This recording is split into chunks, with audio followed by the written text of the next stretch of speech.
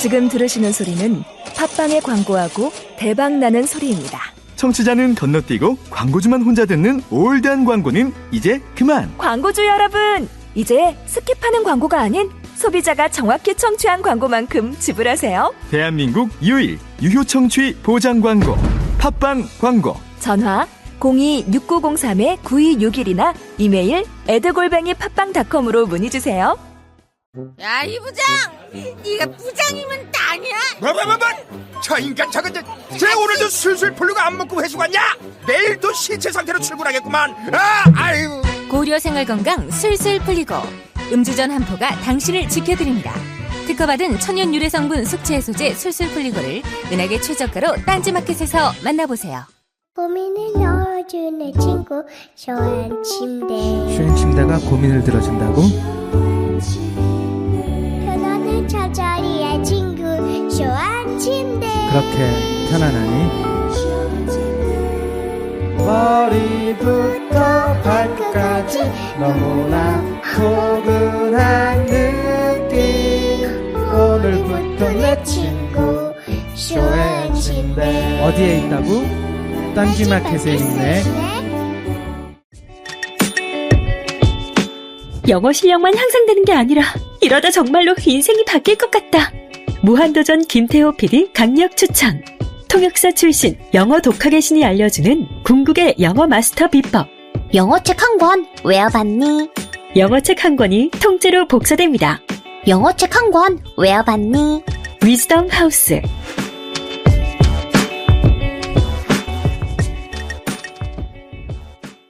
엄마, 나 가게 안 하고 싶은데. 너 가게 해봤니? 너 음식 만들어봤니? 인테리어는? 집기는? 일할 사람은? 운영은? 가게 자리는? 세금은? 너 돈이 있니?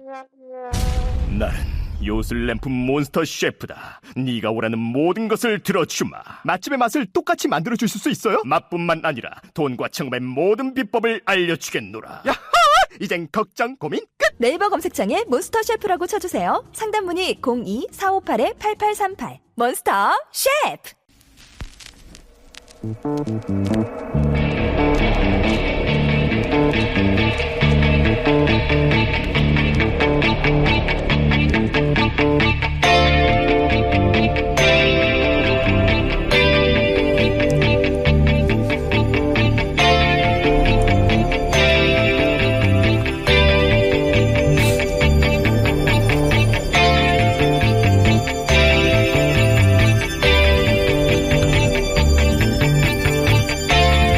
안녕하세요, 김호준입니다. 박근혜 전 대통령의 구속 영장이 청구됐습니다. 헌정사상 최초로 파면된 대통령에 헌정사상 최초로 영장이 청구된 전직 대통령으로 역사에 남게 됐습니다.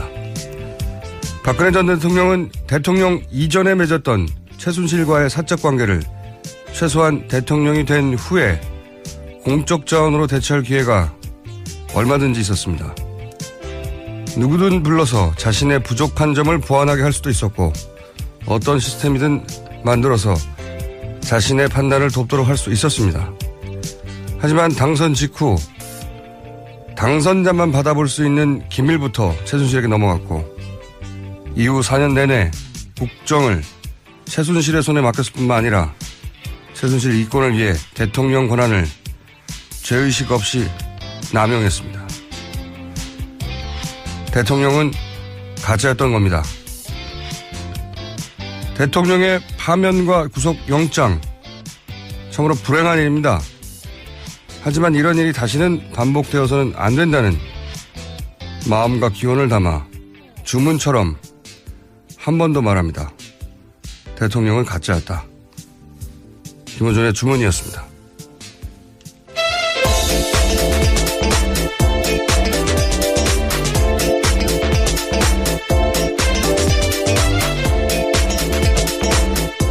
시사인의 김은지입니다. 자, 영장이 청구됐군요, 결국은. 네. 예. 제가 지난주부터 영장은 내주 초에 신청될 거라고 예언했지 않습니까? 네. 1득점 기록해 두시고. 자, 뉴스 전해 주십시오. 네, 검찰이 어제 박 전 대통령에 대한 영장 청구했고요. 영장 실질 심사는 오는 목요일, 그러니까 30일 오전에 10시 반 열립니다.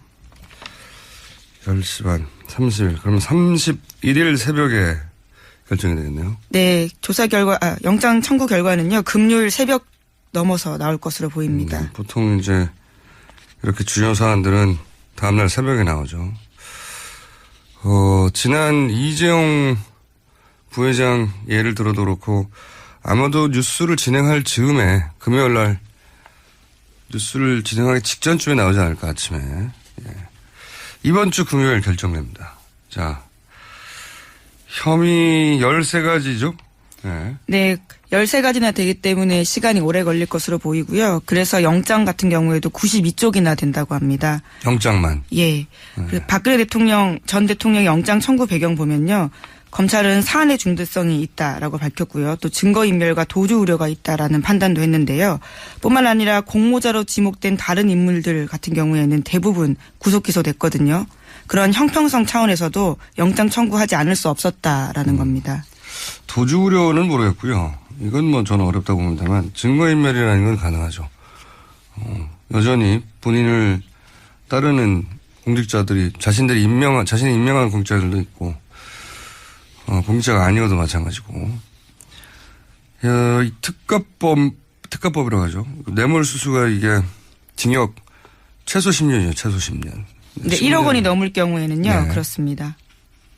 그리고 최대 30년까지 또는 무기징역이거든요. 근데 경합범이기 때문에 13개면 여러 범죄이기 때문에 2분의 1 가중해요. 그러면 최대 30년의 절반은 15년. 그래서 30년 플러스 15년 그러니까 45년까지 가능한 겁니다. 굉장히 중요한 범죄죠. 박근혜 전 대통령이 이해가 잘 안 갈 거예요. 왜냐하면 본인은 검찰 조사에 이렇게 잘 말을 했고 본인을 완벽히 변호했다고 생각했죠. 정반대인데 지난번에 말씀드렸다시피. 이런 걸 보면 박근혜 전 대통령 변호인단이 이 사안의 중대성을 거의 이해를 못 시킨 거다. 저는 이렇게 보여집니다. 만나야 무슨 말을 하는데 그 변호인 중에는 유영하 변호사 한 사람이 게이트 역할을 한 것 같고요. 네. 근데 이제 그 변호인단과 의논하는 거 굉장히 중요하거든요. 저도 변호인단과 항상 의논하는데 굉장히 중요합니다. 왜냐하면 여러 사람에게 여러 논지와 여러 포인트가 나오고 생각지도 못했던 지점들이 얘기하다 보면 발견되기도 하고. 근데 그걸 안 했으니 알 리가 있나요? 지금 이 사안의 중대성 구속될 수도 있다. 이런 얘기가 제대로 전달이 안 된 것 같고. 친박계 반응도 보면 고비마다 왜 한 번도 예외 없이 이렇게 계속 잘못된 판단만 내려왔거든요. 기본적으로 박 전 대통령이 자신의 혐의 자체를 인정하지 않고 있기 때문에 생긴 일이라고 봅니다. 본인은 아무 잘못이 없다고. 예, 그렇게 실제로 인지하는 것 같습니다. 그 어제 보도 따르면 청와대 관계자의 이름을 달았는데 여전히 고용태 일당과 검찰총장이 거래했다. 뭐 이런 식의 고용태 씨가 뭐라고 검찰총장을 그 정도 거물급으로 생각한다는 거죠. 그러니까 그런 소위 이제 가짜뉴스에 기반이 되는 이런 인식을 토해놓고 자기가 그 가짜뉴스 스스로 믿는 이런 구조인 거죠. 윤상현 의원도 박근혜 대통령이 일전 한 푼 받지 않고 살았다고 하는데 당장 살고 있는 집부터 최태민 씨 아내 임선희 씨가 구입해 줬다는 거 아닙니까? 네, 계약부터 구입까지 주도했다는 거죠. 앞뒤가 전혀 안 맞는 이런 인식을 하는 분들만 주변에 있고 그 한가운데 최순실 씨가 있었으니까 여기까지 온 겁니다. 누구도 객관적인 상황 인식을 안 시켜준 거죠. 예, 어제도 그런 이야기 똑같이 나왔습니다. 김진태 자유한국당 의원 같은 경우에는요. 영장 청구에 대해서 이렇게 이야기했습니다. 궁궐에서 쫓겨난 사저에서 눈물로 지새는 여인에게 사약을 내리는 격이다. 이렇게 이야기했습니다. 만약에 행령을 했어요. 그럼 보통 회사에서 쫓겨나죠. 직원이. 그리고 눈물을 흘리고 집에서 후회하겠죠. 그런다고 죄가 없어지는 건 아니에요. 예. 그런 정도의 인식인 거죠. 예.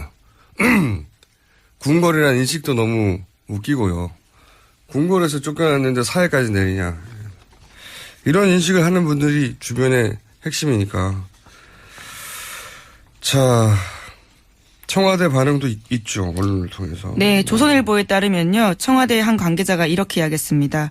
박 전 대통령은 사실상 가택연금 상태인데 도주나 증거인멸 우려 없지 않느냐라면서 검찰의 영장 청구에 대해서 불만을 표시한 거죠.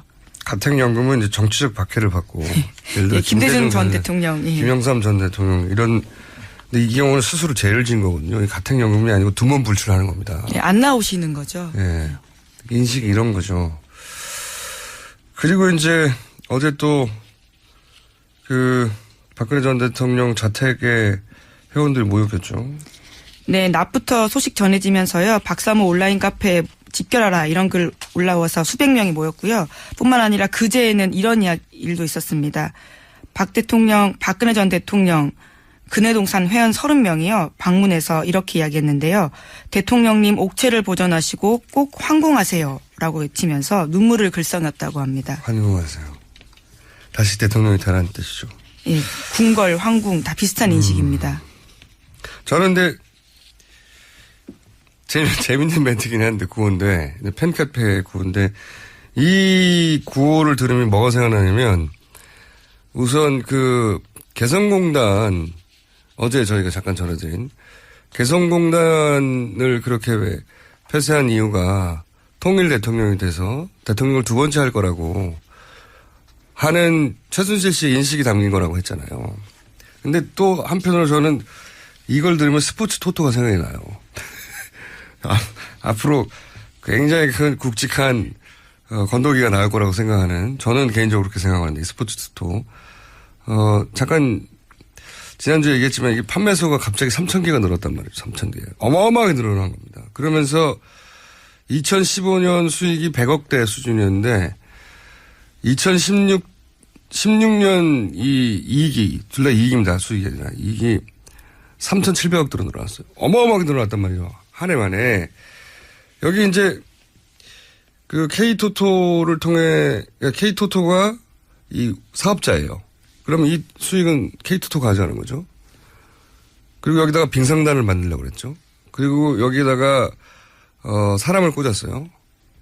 그리고 이제 눈에 보이는 이권, 스케이트날을 납품하는데 개입했다고 하는데, 근데 이 정도 이권을 위해서 스포츠 토토에 이렇게 자기 회사도 아닌데 당장은 K토토가 몇천억을 벌게 해주고 몇천 개의 판매수를 늘린다. 이게 말이 안 된단 말이죠. 그래서 이제 K토토를 빼버리고 최순실 라인이 이 스포츠 토토를 직영하려고 한 의혹이 분명히 있을 것이다. 네, 우병우 전 수석 같은 경우에도 그 혐의가 같이 조사받고 있습니다. 네.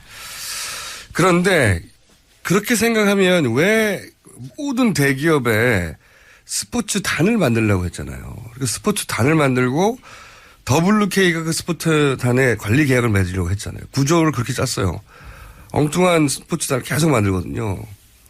스포츠단을 직접 만든다고 해서 그리고 관리 계약을 맺는다고 해서 떼돌아 버는 게 아니에요.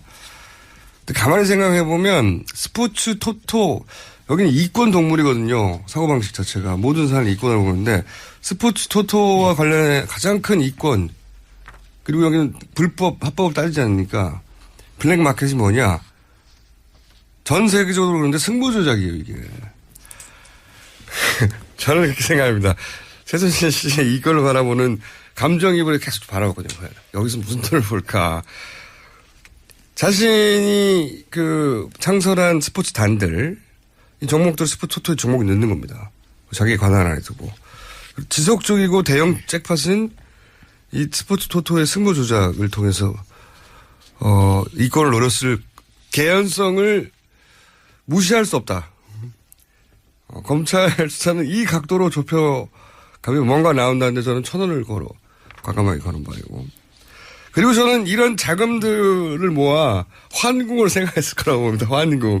개헌도 하고 최순실 씨는 박근혜 전 대통령을 대통령 한번 다시 시킬 생각이 있었던 것 같아요. 근데 실제로 통일 대통령이라고 하는 게 그런 의미죠. 꿈은 누가 못 꿉니까? 근데 자금이 필요하잖아요. 그런 구상이 있지 않고서 이런 일을 했을까? 스포츠 토토는 K토토라는 회사 사기업이거든요. 예. 근데 이 사기업이 스포츠 토토의 주인이 아니라 위탁 사업자예요. 이렇게 위탁을 뺏어버리면 되거든요. 그렇게 해서 본인들이 직영하며 그것으로 부족해서 사실은 큰 잭팟은 결국은 경륜, 경마 다 그런 의혹들이 있는데 세계적으로 보면 특히 뭐 본인이 잘 갔던 유럽이나 이런 데 가면 스포츠 토토 그 가게들 엄청나게 많거든요. 일거리에. 그런 구상을 했을 수 있다. 저는 생각하고 검찰 수사를 기다리는 바입니다. 이 각도에서 한번 접근해 보시라고. 네, 지난주 21일에 아직 검찰이 고발인만 조사했고요. 더 이상 아직 보도가 나온 건 없습니다. 안타까워요. 건더기가 큽니다. 제가 보기에는. 자, 다음 수는요? 네, 세월호가 오는 31일 오전 목포 신항에 도착하게 됩니다. 세월호 미수습자 9명에 대해서는요. 이후에 선내 수석 작업을 다음 달 10일 정도에 시작한다라고 밝혔습니다. 목포에 언제 도착한다고요? 예, 오는 31일인데요. 금요일입니다. 이거 박근혜 전 대통령 구속이 결정되는 날입니다. 굉장히 상징적인 날이네요. 예. 박근혜 전 대통령은 구속이 결정되고 그리고 세월호는 다시 항으로 들어오고 사실 박근혜 전 대통령 이 블랙리스트부터 비롯해가지고 이 모든 뭐랄까요 이 전국을 이런 식으로 망가뜨리기 시작한 본격적으로 망가뜨리기 시작한 게 세월호 때부터인 걸로 여러 정황이 나오는데 굉장히 상징적입니다. 자, 다음 뉴스는요? 네, 계속해서 세월호 관련된 뉴스 전해드리면요.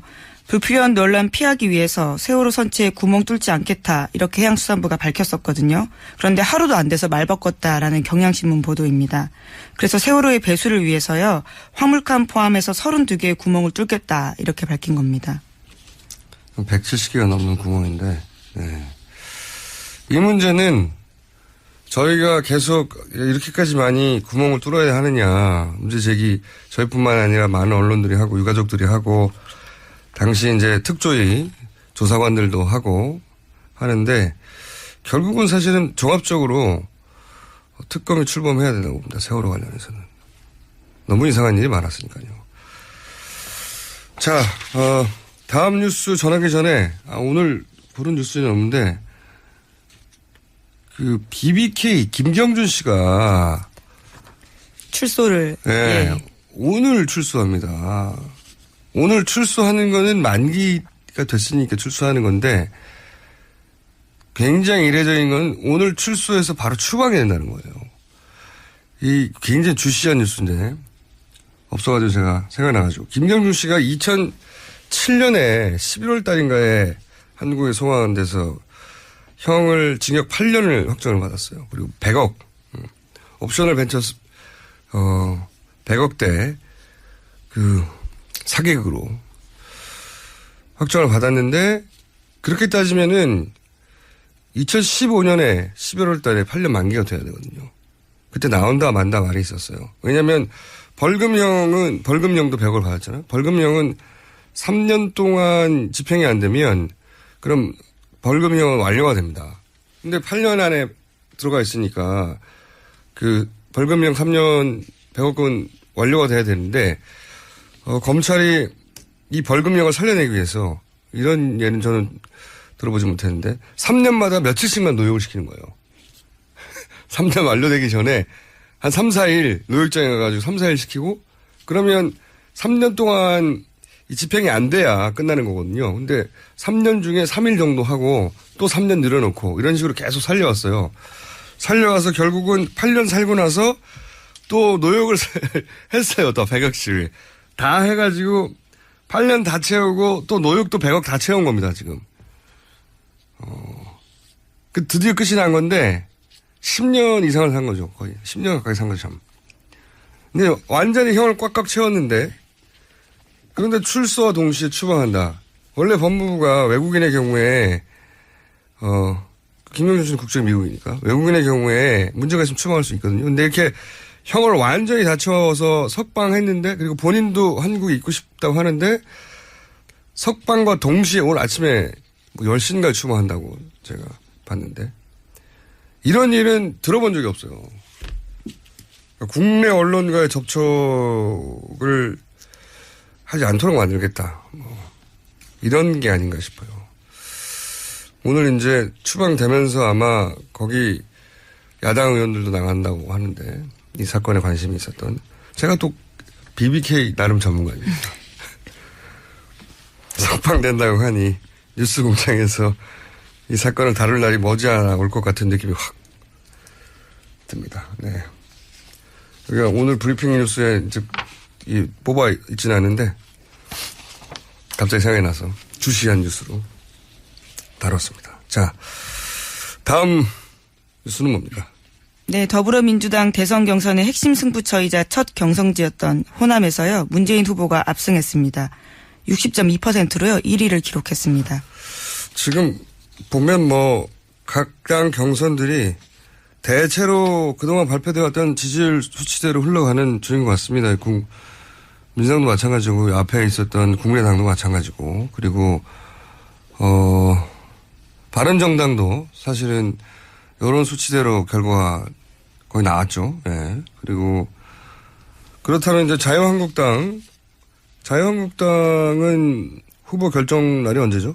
예, 31일인데요. 어제 현장 투표 완료했고요. 이제 여론조사 거쳐서 31일에 후보 확정합니다. 31일 이번 주 금요일이고 바른정당도 끝났지 않습니까? 예, 오늘 최종 확정합니다.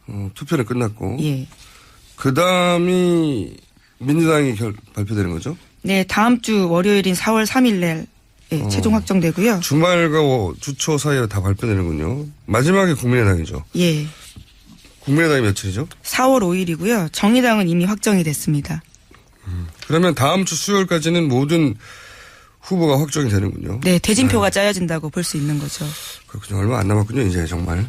사실상 이번 주에 확정이 될 것으로 보입니다. 그렇죠. 국내 당도 역전하기는 다른 후보들이 사실 어려운 상황인 것 같고, 지금 가장 많은 관심을, 가장 많은 국민들이 참여하는 경선이 민주당인데, 제가 민주당 쪽, 여기서 역전이 가능하느냐, 결선까지 가느냐, 이게 이제 초미의 관심사였지 않습니까? 근데 첫 번째 60%가 넘었으면서 결선까지 가기는 어렵지 않겠냐, 이런 전망이 우세한데, 이 진쪽, 역전을 바라본 2위, 3위의 격차가 거의 없죠. 2위, 3위한 쪽 캠프의 반응이 중요하거든요. 도대체 이 사안을 얼마나 객관적으로 받아들이고 있는가. 근데 이제 이재명 캠프 쪽에서는 문 후보 ARS 득표율이 상대적으로 낮기 때문에 대세론이 아니다. 이런 식으로, 이건 제가 보기엔 객관적이지 못해요. 왜냐하면 ARS하고 현장하고 득표차가 거의 없거든요. 1% 정도인데. 이 역전하려면 분석부터 객관적이어야 되는데, 이게 객관적이지 못하다. 이래가지고 역전하겠나 이런 생각 하나 하고. 안희정 캠프 쪽은 조금 더 덜 객관적이에요. 안희정 캠프 총괄 실장 이철희 의원인데 안철수 지지층이 민주당 경선에 유입돼서 문재인을 역선택했다. 이렇게 분석했단 말이죠. 이 분석으로 역전이 가능하겠나. 사실 경선을 할 때 모든 당이 바라는 건 치열해서 결과를 예측하기 힘들 상황을 바라는 건데 2위, 3위 캠프가 선거 때문에 약간 다들 자기 앞만 바라보긴 하지만 객관적이지 못합니다. 이래서 어렵습니다. 분발을 당부하며 뉴스 끝입니까? 네. 네, 준비된 뉴스는 끝이네요. 네. 여기까지 하겠습니다. 시사인의 김은지였습니다. 감사합니다. 여성 여러분, 골반이 삐딱하면 허리가 아파요. 아랫배가 나와요. 골반이 바로 서야 건강도 아름다움도 바로 섭니다. 바디로직을 입으세요. 토크밴드의 입체적인 탄력이 틀어진 골반을 바로잡습니다. 간편하고 확실한 골반 교정 타이즈 바디로직. 삐딱한 남성 골반에도 역시 바디로직. 바디로직의 효과를 못 느끼셨다면 100% 환불해드립니다. 자세한 환불 조건은 홈페이지를 참조하세요. 굶고 뛰고 땀 빼고 다 해봤다. 그래봐야 소용없었다. 다이어트는 결국 먹는 게 문제다. 동결건조 채소와 곡물, 단백질 그리고 효소와 비타민, 미네랄로 만든 다이어트 전용 그린 스무디로 하루 한두 끼만 바꿔 드세요. 검색창에서 비타샵을 검색해주세요. 아무도 묻지도 따지지도 않고 가입하셨다고요? 보험은 너무 어려워요. 걱정 마십시오. 마이보험 체크가 도와드립니다. 1800-7917 마이보험 체크로 지금 전화주세요. 1800-7917 이미 가입한 보험이나 신규 보험도 가장 좋은 조건을 체크해서 찾아드립니다. 인터넷 한글 주소 마이보험.com 또는 카카오톡에서 아이디 검색 마이보험을 친구 추가하여 상담하실 수 있습니다.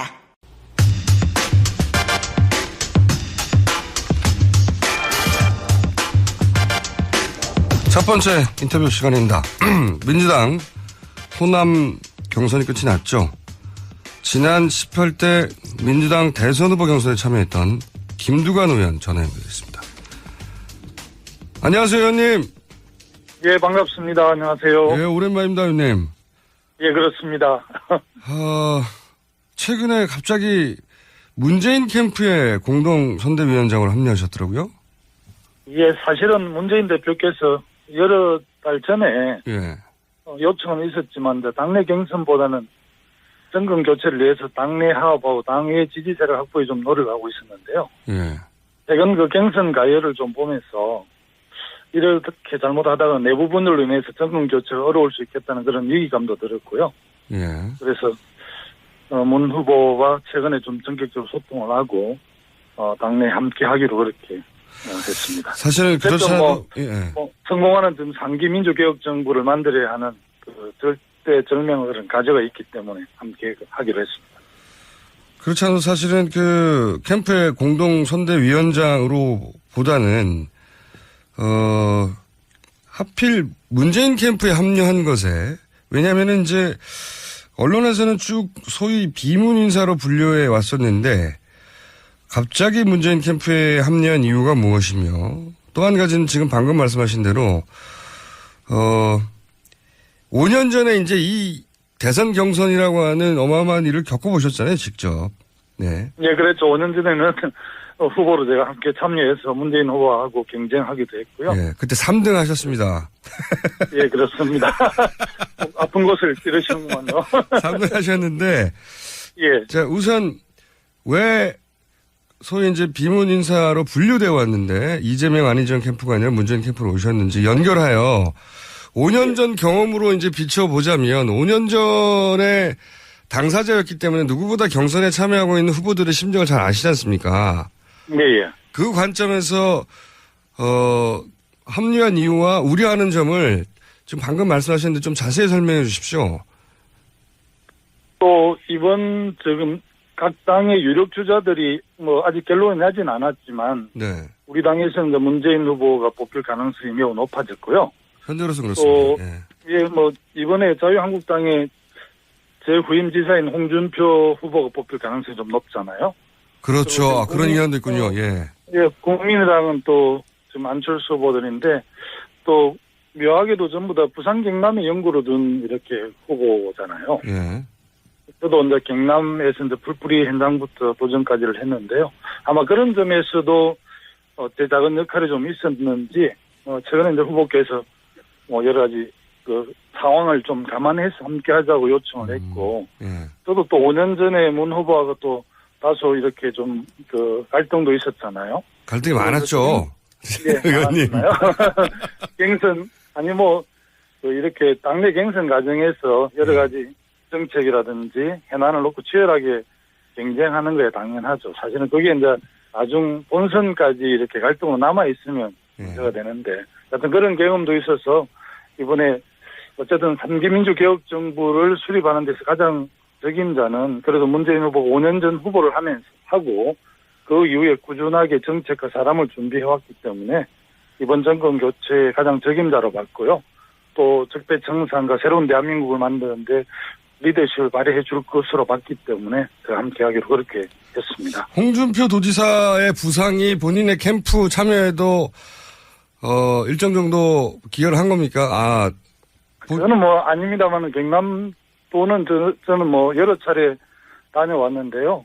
도민들께서 많이 이렇게 홍준표 도정에 대해서 동의하지 않기 때문에 오히려 대선에 정말 자유한국당 본선 후보가 돼서 정말 도정을 빨리 비웠으면 좋겠다 이런 입장들을 많이 갖고 있습니다. 소정을 빨리 피웠으면 좋겠다. 예. 그 경선 과정에 관련해서 겪어보신 분으로서 예. 지금 이번 경선을 보시면서 이제 여러 가지 소외가 되실 것 같은데 걱정하시는 부분은 뭡니까? 좀 구체적으로 말씀해 주세요. 보통 후보자들 간에는 뭐 토론이라든지 연설에서 치열하게 정책 공방들을 할 수 있는데요. 예. 가장 위험 신호는 지지자들 간의 감정 싸움이 시작되면 좀 위험한 신호잖아요. 그거 굉장히 그리고 위험한 또 신호죠. 예.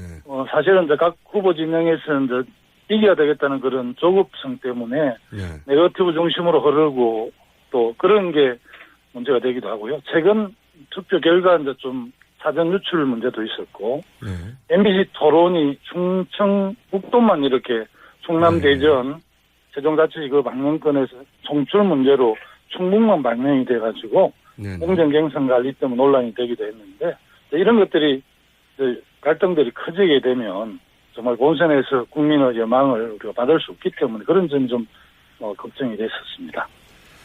이게 이제 그 말씀하셨다시피 그 당사자 간에는 선수들은 예. 어느 시점에 다시 악수를 하고 힘을 합칠 수 있는데 그죠? 정치인들이기도 하고 오랫동안 예. 봐왔던 동지들끼리. 근데 그분들을 지지하는 분들 간에 이제 감정 싸움으로 번지게 되면 이게 어려워지는 거 아닙니까? 그거 겪어보셨죠? 예, 사실 저도 5년 약 4년 6개월 전에 겪었었는데요. 예. 그것 때문에 뭐 결과적으로 문재인 후보께서 약 5년 전에 당선이 안 된 건 아니겠지만 아무래도 당내 힘을 모으는데 상당히 장애로 작용했던 것으로 저희들은 경험하고 있고. 그래서 그런 게 반복돼서는 안 된다는 생각을 하신 거군요.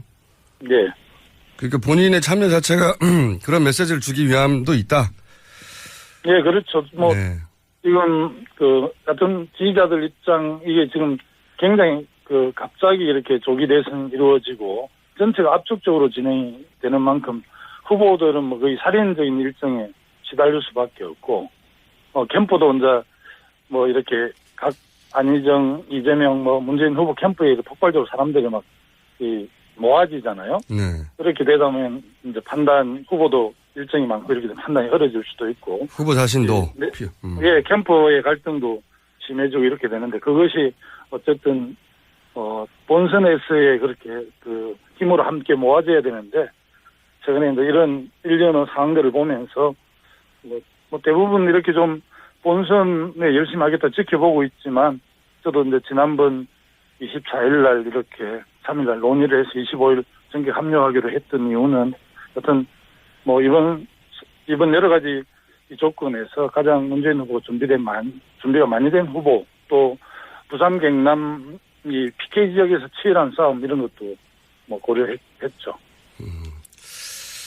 특히 또 지지율이 높아지면 지지율이 높고 당내 갈등이 격화되면 특히 타겟이 돼서 이제 상대 진영에서도 그걸 집요하게 이용하게 되죠. 더 갈등을 극대화시키려고. 네.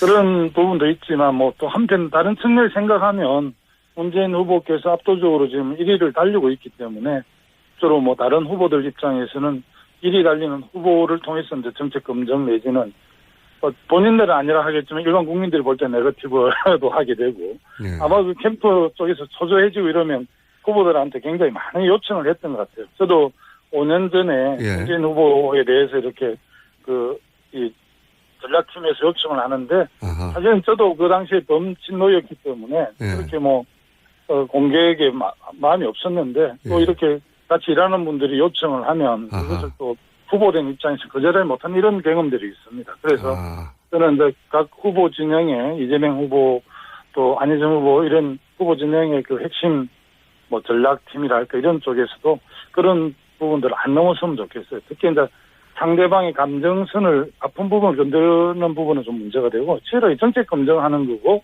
또 치열한 리더십으로 경쟁할 때 국민들이 굉장히 좋아하기 때문에 그런 점들을 좀 유념했으면 좋겠습니다. 그럴 때 이제 그걸 스스로 막아낼 수 있는 사람은 후보 당사자뿐인데 지금 말씀하셨다시피 경선이 이렇게 점점 막바지로 달아가면 지칩니까 많이? 일정이 그렇게 살인적이에요?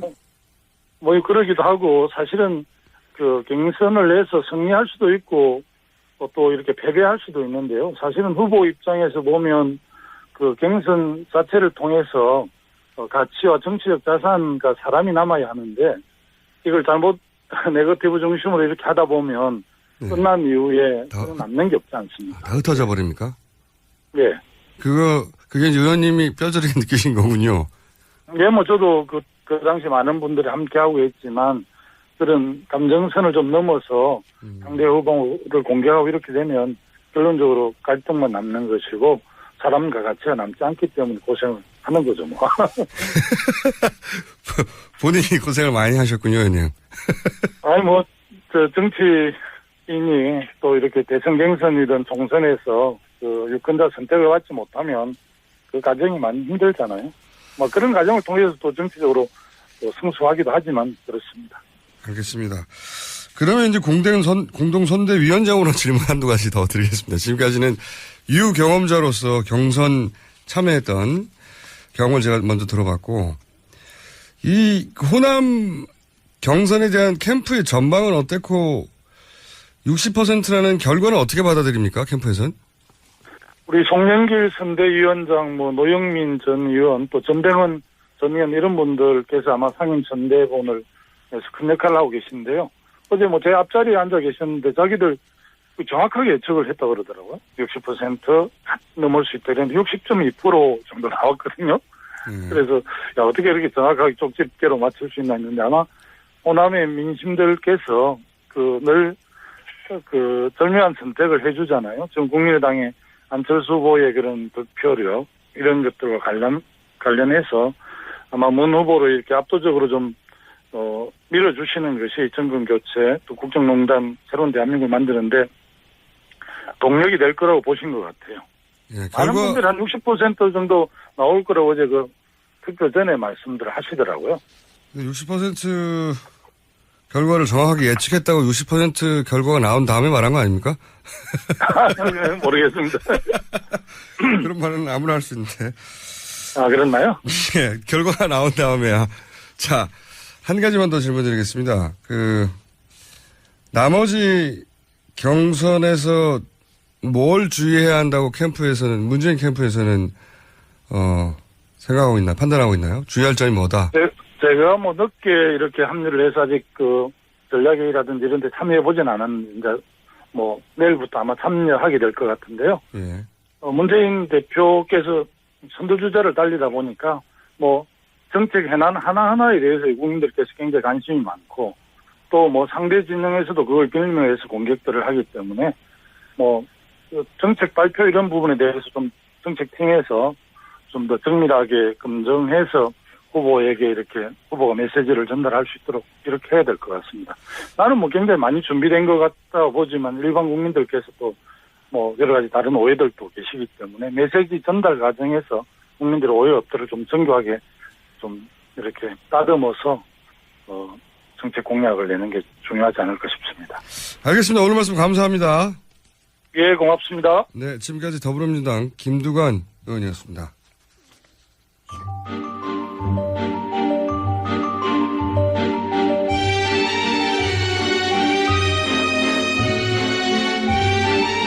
자, 뉴스에 나오지 않는 뉴스, 하영의 오프 더 레코드. 하영 기자 나오셨습니다. 안녕하십니까? 예, 안녕하세요. 한겨레 하호영 기자입니다. 자, 캠프들 돌고 있습니까, 지금? 네, 캠프 어제. 머리를 하셨네. 예, 머리 말았습니다. 네, 하지 마요. 네. 자, 안 하는 게 좋았을 뻔 했던 머리를 하고 있는 하영 기자. 지금 민주당 캠프들 돌고 있나요? 요즘 어디 돌고 있어요? 예, 민주당 캠프. 어제 광주 경선 현장이 있었죠. 그렇군요. 제가 사실 김두관 방금 의원 공동선대위원장으로라기보다는 경험자, 경험자의 경험을 한번 들어보는 것으로. 쓰라린 경험을 했던 경험자죠. 네. 본인은 도지사 자리도 없어지고, 그리고 그걸 홍준표 도지사에게 넘겨줬다는 나중에 비난도 받고, 또 경선 과정에서 이제 결국은 3위를 하면서 그 경선에서 이제 득표를 가지고 그 차후에 정치적 위상도 만들어지게 마련인데. 맞습니다. 예, 3위를 하면서 사실은 정치적으로도 추락했고. 그리고 이제 범친노 진영이었다가 문재인 전 대표와 대립각을 세우면서 이제 정책적인 대립각을 넘어서는 감정적인 대립. 이 지지자 사이에 이루어지면서 사실은 한동안 사라지셨죠. 예, 당시 2위와 3위가 모두 좀 곤란해졌었죠. 예. 2위는 손학규 전 대표였고요. 손학규 전 대표는 이번에는 이제 안철수 전 대표 싸우고 있습니다. 그쪽에 가서 또 2위를 하시고. 네, 그쪽에 비슷한 격차를 치고 있습니다. 그분 참, 네, 한번 모셔야 되는데 끝나고 나면. 자, 그래서 이제 경험자 얘기를 좀 들어봤고, 캠프의 분위기는 어떻습니까? 어제 결과를 받아들이는 각 캠프에. 일단요, 이 얘기는 좀 드리고 싶어요. 그 보도 나오지 않은 얘기 중에, 문재인 전 대표가 어제 어땠나? 어떤 상황이었나? 어떤 상황이니까 개인적으로 어떤 개인적으로. 상황? 예, 개인적으로 어떤 상황이었는지 이 얘기를 좀 드리고 싶은데요. 대기실 상황이었어요. 대기실에서. 중요하죠, 대기실 상황. 예, 대기실에서. 초조하냐, 여유있냐, 뭐 이런 거. 예. 보통 대기실을 각자 쓰기도 하는데요. 어제 같은 경우에는 본판에 들어가기 전에, 그러니까 투표에 들어가기 전에 각 후보들 진영이 다 모여 있었어요. 모여 있었는데 자 이제 준비하시겠습니다 해서 이제 후보들이 다 나가는 순간이었어요. 문재인 전 대표, 문재인 후보가 그 상대편에 있는 한 의원 하나를 불러요. 상대편의 의원, 상대 캠프에. 네, 상대 캠프에 있는 의원을 불러요. 네, 그 불러요? 다급한 순간에. 누구 의원? 좀 살살 합시다. 이렇게 얘기하는 거예요. 누구 의원 좀, 그러니까 후보가 아니라 그쪽에. 의원을 불러요. 아, 그 의원을 마음에 담고 있었던 의원입니까? 마음에 담고 있었다기보다는 본인이 생각하기에 어떤 그 갈등이 격화되는데. 네. 대결이 격화되는데 그 의원의 역할이 있다고 생각한 건가요? 결론부터 말씀드리자면요. 그 분위기가 진짜 좀 살살하자. 이런 분위기가 아니고요. 좀 살살합시다. 아니, 뭐, 물론 농담처럼 그렇죠. 했겠죠. 그러니까 가서 뭐 뺨을 때렸겠으면 어떡하겠습니까, 지금. 경선 직전인데, 당연히 웃는 얼굴로 했을 텐데, 그렇죠. 굳이 그 말을 했을 때는, 그 캠프 내, 그러니까 문재인 캠프 내에 어떤 문제의식이 있고, 그것이 후보에게 전달되고, 후보가 그 보고를 듣고 생각하다가, 아, 이거는 내가 웃는 얼굴로라도 꼭 말을 하긴 해야 되겠다. 뭐 이렇게 판단했을 거 아니에요. 뭐 그런 판단도 일부 있었을 것으로 보이고요. 당시 분위기는 그 말을 전달한 순간 다들 웃었거든요. 다들 웃었고. 웃었겠죠, 그 안에서는. 그렇죠. 서로 알고 있다는 거 아닙니까, 뭔가. 그렇죠. 예. 그리고 그 상대 의원을 아주 정확하게 겨냥을 했죠. 문재인 대표. 재밌는 상황입니다. 재밌는 상황입니다. 굉장히 재밌는 상황입니다. 왜냐하면 보통, 문재인 대표를 아는 사람은 문재인 전 대표를 아는 그런 사람은 거 안 하는 양반이다. 그런 걸 전혀 안 했던 사람이. 그 사람 안 했던 분이라고 하는 게 맞는지 모르겠는데 아무튼 그런 거 전혀 없습니다. 그런 거 진짜 안 하거든요. 네. 자기 감정 표현을 상대방에 대한 좋다 싫다 감정 표현을 잘 안 하는 분이고 그래서 그걸 단점으로 보통 여겨요. 그렇죠. 여의도에서는 무슨 생각을 하는지 잘 모르겠다 하고 아니 화가 나면 화를 내든지 그렇죠. 그렇게 얘기해 왔는데 굉장히 특이한. 예를 들면 박지원 대표를 떠올리지 않을 수 없는데요. 그분 같은 경우에는 다 일일이 즉각. 그렇죠. 0.5초 내에 즉각 반응하는 분이고. 뭐 귓속말로도 한다는 얘기였습니다. 근데 텔레파시로도 하시는 것 같아요. 그분은 정말 얼마나 대단하냐면 예를 들어 3당, 뭐 4당 원내대표들이 모여가지고 회의를 해요. 그렇죠. 회의를 하는데 이분이 잠시 화장실 가든지 나가서 화장실 가시는 거겠죠. 화장실을 가시다가 들어오는 길에 기자들과 막 이래가지고 그 동간에 이루어진 일들이 실시간으로 전달되는. 그렇죠. 대단한 언론 스킬이 정말 대단하거든요. 뭐 박지원 대표 얘기가 좀 길어서 죄송한데 박지원 대표가 아니 스타일이 정반대라서 갑자기 떠오르는 저도. 저도 갑자기 떠올라서 한 얘기인데 그게 이제 말씀하셨던 것처럼 두 가지 의미가 있는 것 같아요. 하나는 진짜 좀 살살하자라는 경고의 메시지도 있지만 또 하나는 저는 그 얘기를 딱 듣고 든 생각은 그 호남에서의 문재인 전 대표를 바라보는 어떤 그 요구하는 지점이 있거든요. 정말 마태형처럼 좀 품어라. 라는 그러니까 이 판 전체를 본인이 좀 주도하고 있다라는 것에 대한 자신감을 가져라. 네, 마태형에 대한 태도 이런 게 동시에 드러나지 않았네요. 너를 찍으면 정권 교체가 되는 게 맞아?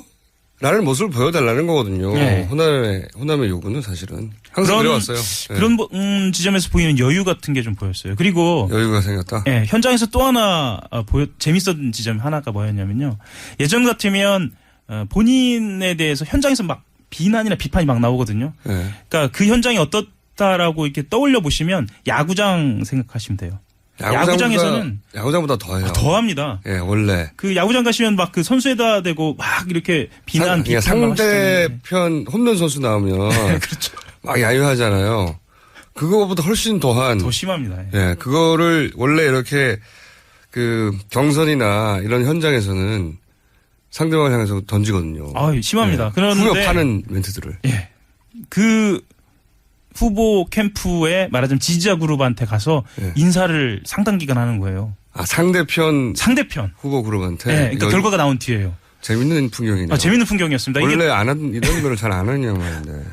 보통 때는 당연하다고 생각하잖아요. 근데 문재인 후보 같은 경우에는 그런 것을 사실 잘 안 하는. 스킨십이 약하다는 게 이분에 대한 그 여의도의 일반적인 평가였어요. 예. 그런데 단점도 되고 장점도 되는데 어쨌든 대중 정치를 하는데 스킨십이 약하다는 거는 단점이죠. 그러니까 스킨십이 약하다는 표현은 다르게 표현하자면 선긋기를 분명하게 한다는 거거든요. 그렇다면 민정수석이나 비서실장으로는 분명히 정확하고 아주 좋은 태도였는데 사실 그게 부족하다고 했는데 어제 본 태도로 봤을 때는 저는 그 뒷배경을 듣고 깜짝 놀랐습니다. 색다른 반응이네요. 네. 여유가 생겼나 봐요. 대중 그런 정치인으로서 조금 눈을 뜨나요? 네. 그러면은 다른 후보들의 그 대기실에서의 이거 다른 숫자는 우리가 다 알고. 네, 그렇죠. 대기실에서 다른 후보들의 반응은 어떻습니까? 어제 안희정 캠프부터 말씀드리면 안희정 캠프 같은 경우에는 분위기가 좀 안 좋았습니다. 왜 안 좋았습니까? 그 겉으로 언론에 대고 이야기한 거는 어쨌거나 본인들이 소기의 목적을 달성할 수 있다. 30%를 호남에서 30%가 그렇죠. 1차 목표다. 예. 그리고 과반 저지를 할 수 있다라고 이야기를 결국은 했는데 과반 저지를 나중에 해서 결승까지 간다. 네, 그거 뭐 2위에 항상 목표죠. 이재명 내부적으로는 2위도 좀 어렵지 않냐. 내부적으로는 2위도 어렵지 않다는 분석은 꽤 있었어요. 그러니까 이 경선 시작하기 전에 왜 그랬냐면 안희정 도지사의 대중 지지율이 훨씬 높긴 하나 이재명 후보에 비해서 시장에 비해서. 근데 이제 민주당 지지층으로만 딱 국한해서 보면 민주당 지지층에서는 이게 역전되는 경우가 많았었거든요. 여론조사상으로. 그래서 전체 순위로는 2위인데 경선에서는 3위 할 위험성이 있다 이런 지적들이 있었죠.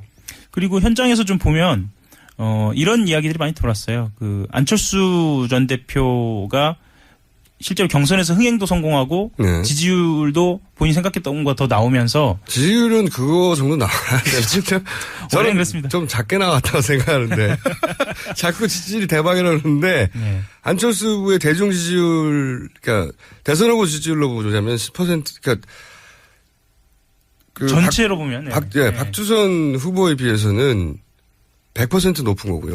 그렇죠. 그냥 숫자만 보자면. 그리고 손학규 후보에 비해서도 10배 이상 높기 때문에 지지율로 보면 90%가 나와야 되죠.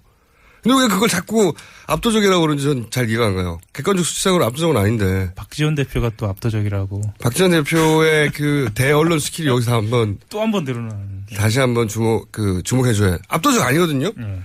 근데 압도적이라고 말하니까 자꾸 압도적인가 보다라고 받아들이게 되는. 네. 아무튼 그러면서, 문재인 전 대표, 문재인 후보 쪽으로도 급속하게 결집한다라는 소문이 들어서 조직표가 대규모로 동원됐다라는 얘기 들면서. 안철수 후보 쪽에서 압도적으로 나왔으니 압도적이 아닌데 압도적이라는 프레임에 성공한 거라고 치면 그 언론을 참 잘 다뤄요. 그렇죠. 박지원 대표는. 이걸 어떻게 바라보냐에 따라 확 달라지거든요. 60%밖에 안 됐으니 대선이 무너진 건가? 라고 말할 수도 있는 거고 60%를 넘었으니 압도적이라고 말할 수도 있는 건데 프레임을 잘 잡았습니다. 어쨌든 그러자 문재인 지지자들이 불안해서 나왔다. 뭐 그런 분석들도 나오고 실제로 저는 그건 아닌 것 같은데. 본인들이 생각했던 조직표가 모이지도 않았고 뭐 이런 이야기들이 좀 있었습니다. 자, 그럼 안희정 캠프 쪽에서 분위기가 좀 안 좋았다, 저에서는. 이재명 시장 쪽에서는 어떻습니까? 이재명 시장 쪽에서는 내심 본인들이 일을 하게 바랐겠죠. 그랬죠. 그리고 특히나 그 이삭줍기라고 하는데요. 그 조직표 같은 경우에는 진보적인 성향의 지지 그룹들을 많이 막판에 확보했다라는 이야기가 돌았거든요. 그래서 20% 넘고 2위 간다. 그러면 2, 3위 모두 불만이었겠군요, 어제. 결론에 대해서는. 결론적으로는 그런데요. 실제로 이재명 캠프 같은 경우에는 어쨌거나 19% 그리고 안희정 후보를 거의 따라잡은 것은 성과 아니냐 이런. 대중 지지, 그러니까 대선 후보 지지율 보다 훨씬 적은 격차다. 해서 3위는 상대적으로 좀 만족스러웠다. 목표는 본인들이 이해하는 거겠죠, 당연히. 이해하는 게 목표죠. 어쨌거나 수도권이 숫자가 선거인단의 절반이니까요. 수도권에서 이재명 시장이 조금 더 높은 편이죠. 수도권만 따지면. 근데 지금 이 정도 수준의 2위의 다툼 가지고는 역전하기 사실상 어려워졌어요. 어렵다고 봐요. 둘 중에 한 사람은 30% 정도는 갔어야 최소한 역전을 바라볼 수가 있는데 거기에 대해서는 현실 인식이 어떻습니까? 각 캠프에서. 그래도 역전 가능하다는 말은 당연히 하죠. 당연히 하죠. 근데 어느 시점에서는 캠프가 현실적이면은 전략 수정을 해서 확실한 2등을 해서 다 차기에 그 당내 위상을 바란다든가 뭐 이런 구도들이 있을 수 있잖아요. 그것까지는 아직 안 나왔나요? 그렇게 그 정도까지 전략 수정을 하면 기자들한테 새 나가고 제가 여기서 말을 하면 실제로 경선판이 이기는구나. 그렇죠. 뭐 그렇게 되니까 어쨌거나 충청에서 그 안희정 지사가 반전을 노리는 건 사실입니다. 그건 그런데 너무 당연하죠. 그 지금의 대세론이라면 오히려 문 후보 쪽으로 결집이 더 될 가능성도 있지 않느냐. 충청에서는 문 후보와 안희정 후보가 업적지차 해왔었죠. 문 후보가 앞설 때도 있고 또 안 후보가 앞설 때도 있는데 이제 그러면 충청을 안 후보 쪽에서는 바라고 그리고 이 후보 쪽 이재명 시장 쪽에서는 이제 수도권에서 역전을 바라고 양쪽이 부산 경남에서는 두 분 다 버리는 건가요? 아니 그런 건 아니고요. 그 부산 경남 같은 경우에는 영남이죠. 대구 경북 TK에서 안희정 후보가 상대적으로 좀 낮고 낮고 그래서 최대한 방어를 한다. 안희정 후보 쪽에서는 그렇게 판단하고 있습니다. 그렇군요. 그 결과에 대한 문 캠프의 또 반응 어떻습니까? 문 캠프의 반응 이 정도면 됐답니까? 아니면 적답니까? 아니면 좀 더 많이 나왔다는 겁니까? 실제로 문 후보 쪽에서는 걱정들을 많이 했어요. 왜냐하면 60%가 나오지 않았을 경우에 그러니까 50%가 넘으면 본인 이건 대세론 아니야 이렇게 생각할 수 있는데 사실 모든 여론이 50% 정도면 안 된다고 안 된다라고 이야기를 하는 거예요. 이것도 프레임이죠. 프레임의 힘이거든요. 사실은 호남에서 민주당 경선에서 50%를 넘었던 후보는 역대 김대중 전 대통령을 제외하고는 아무도 없습니다. 노무현 전 대통령도 못했고 문재인 후보도 지난 경선에도 못했고 어떤 후보도 호남에서 민주당 경선에서 50%를 넘은 적이 없어요. 그런데 그러니까 50%만 넘으면 대세론을 할 수도 있거든요. 지난번 2012년 문재인 후보가 1위를 했던 경선에서도 50% 못 넘었어요, 그때. 근데 이제 호남에서는 언론에서 어떻게 보면은 좀 프레임을 짠 거죠, 이렇게. 50이냐 55냐 60이냐 이렇게 자꾸 이렇게 다가가니까. 그래서 만약에 60%를 넘는다는 건 굉장히 어려운 일이거든요. 실제로 그 전체 지지율 2위와 4위가 있잖아요. 그렇죠. 이분들과 함께 60%를 넘는 건 어려운 일입니다, 실제. 그런데 60%를 못 넣으면 대세가 아니라고 프레임을 짜버리니까 이것도 누가 짠 프레임인지 모르겠지만 상대편이 짰겠죠. 훌륭한 프레임이었어요. 넘어버렸네요. 안희정 지사 쪽에서 짠 프레임 중엔 가장 잘 짠 프레임이죠. 실패했지만. 지금까지 한겨레 신문의 하영 기자였습니다. 감사합니다. 김어준입니다. 3부에서 뵙겠습니다.